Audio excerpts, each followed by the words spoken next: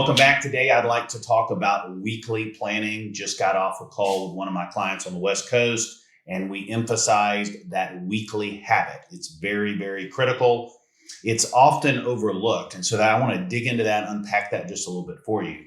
So first of all, let's talk about habits.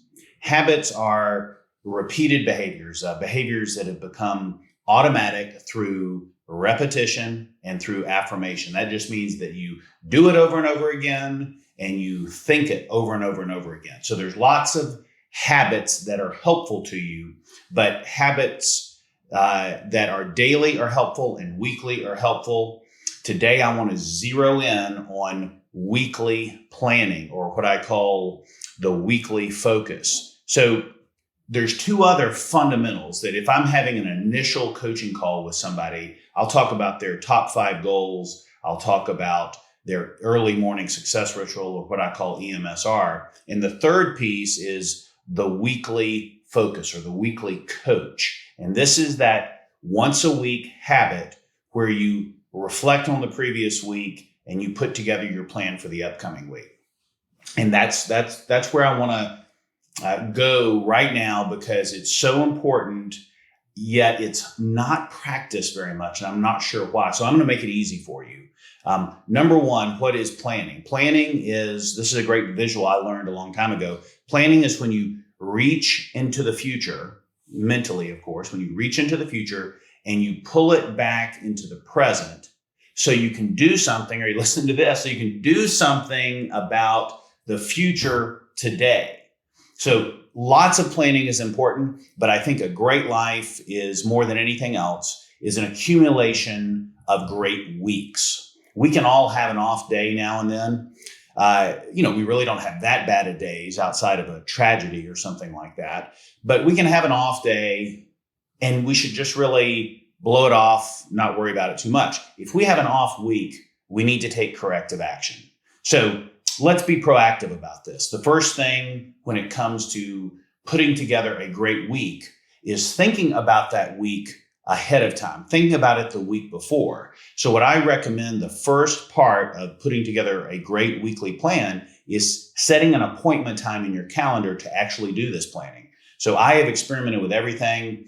My clients have experimented with all sorts of times of the week that work best for them.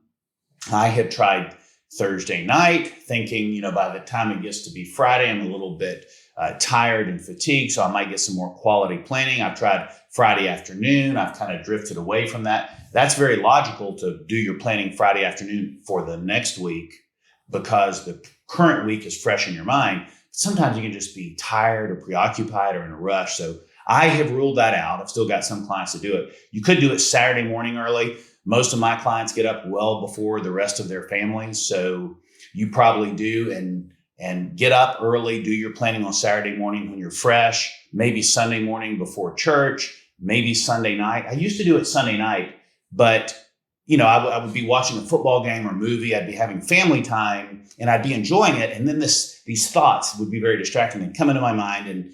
And I'd think, well, I'm having fun, but as soon as this is done, I'm going to have to go do my weekly planning. So I ruled that out. So I have settled, this may not work for you, but it might. I have settled on early Monday morning, and that's when I do my weekly planning. So first, I want to give you the express way for you to do it. So you've made your appointment, and then, believe it or not, I'm going to recommend that you just use 15 minutes. Now, eventually, you might want to go beyond the 15 minutes, but right at first, 15 minutes is golden. 15 minutes once a week for a whole year adds up to a lot of thought time about creating and designing an optimal week. And that's what we're trying to do here. And we're trying to build on each previous week. So pick your time. Let's say it's Monday morning or sometime over the weekend. 3 questions to raise in general. What's gone well in the last 7 days? What hasn't gone so well? And what are you going to change? And we'll come back to that in just a minute. So prior to those 3 big picture questions, which only just take a couple of minutes to mentally cover, if that long, then I like to start with a report card. So I evaluate myself. I teach this to my clients. Let's go through a quick little report card. How are we doing hitting our business goals for the week?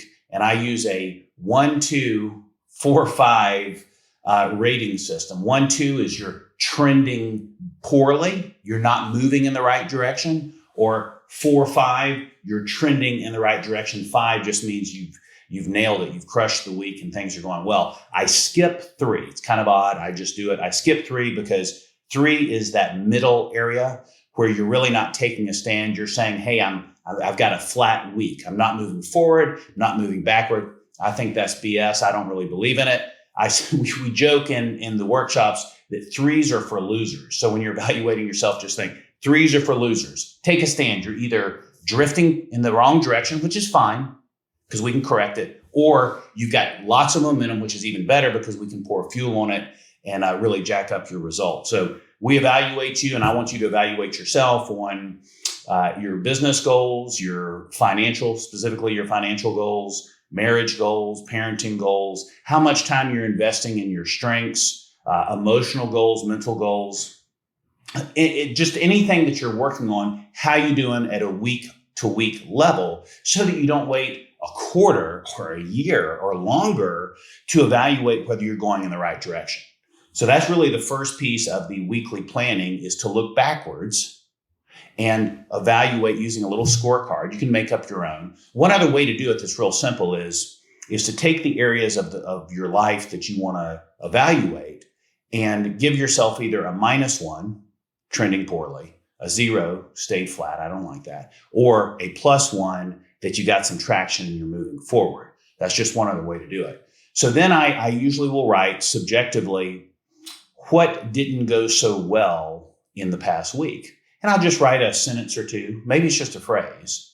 And then I will ask myself, what can I do to prevent this from happening again? Because, and I learned this from my dad a long time ago, is no problem making mistakes, no problem making a poor choice, but just don't do it over and over again. But it's weird. If we don't have this pause in our week, it's kind of like a timeout when you do your weekly planning. If we don't have that, our nature is such that we will just repeat things over and over again, even if they're not working. So identify what is not working and how to fix it, just real quickly. And then what did work? I like to finish on the positive. What did work and how can I build on it for the next week? All right. And then the next piece, this is key. If you would just identify what I'm going to ask you to identify, it will change your performance in maybe 2 or 3 weeks at the most. And that is, I like you to look back. That's helpful. But what are the 3 things, the 3 results that you're committed to achieving in the next 7 days? What are the 3 results that you're committed to achieving in the next 7 days? I want you to identify that and make them measurable so that at the end of the week, next time that you're sitting down and planning, you can look at those and go, did I achieve these 3 or not? Because if you get 3 big wins every week or most weeks out of the year, you're going to have a great year. If you have a great year, you're going to have a great decade. You have a number of great decades strung together, you're going to have a great life. So yes, I want you to have a great day, but I want you to check up on yourself more often than not. Priority, check up on yourself once a week. So after you've identified the top 3 results, and maybe there's a bottom line business result, maybe there's a spiritual goal that you're pursuing, these are the weekly items or action steps necessary to move toward your ultimate goal. Once you've done that, then I want you to identify the relationships that are important to you. You can't nurture all of your important relationships, or what we call your strategic relationships, in 1 week. So who are the people that you're going to nurture, reach out to, build up, add value to in some way, increase your influence in some way? Who are the 7 most important relationships that you're going to connect with and make progress with in the next week? I think that's very doable. Then I like to ask about your positive mental nutrition. What are you going to read, watch, listen to, and surf over the next week that will build you up, that will inspire you, that will educate you, that will help you be better the next week? Because if you don't have a plan, this is what I want you to understand. I've seen this over and over and over again.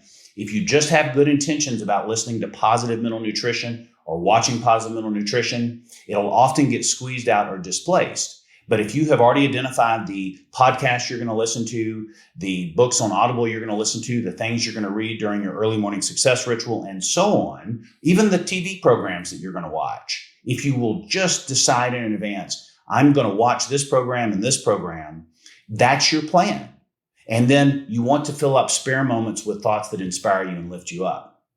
And then I also recommend a accountability moment.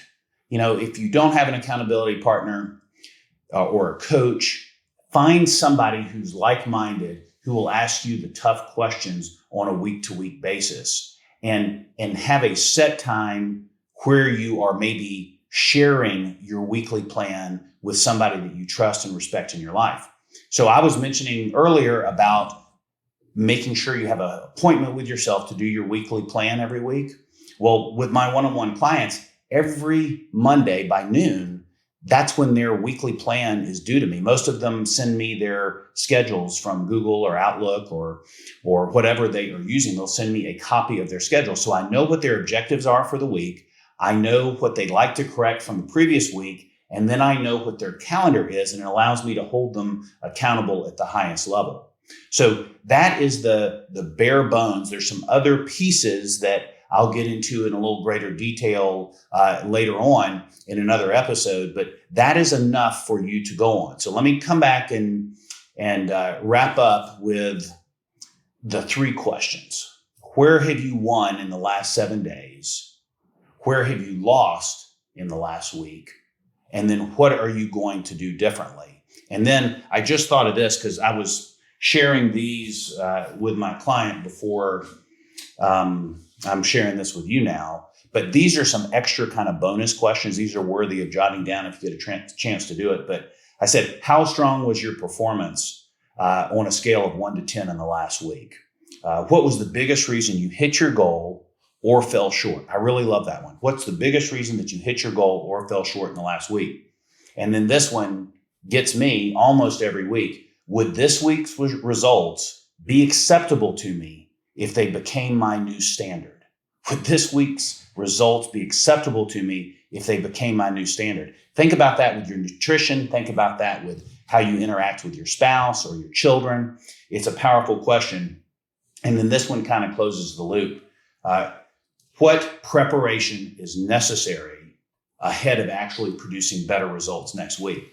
So it's good to know what better results you want to create, but what's even better is to know the prerequisite action steps so that you're actually ready. Because otherwise it's too easy to wake up after a busy weekend, sometimes more tired than you were when the weekend started, without a plan, and you don't really get going until sometime Monday or even on Tuesday. So these are ideas that I want you to implement so that you can take your entire life to the next level so that you can achieve optimal. Because remember, your success always blesses others.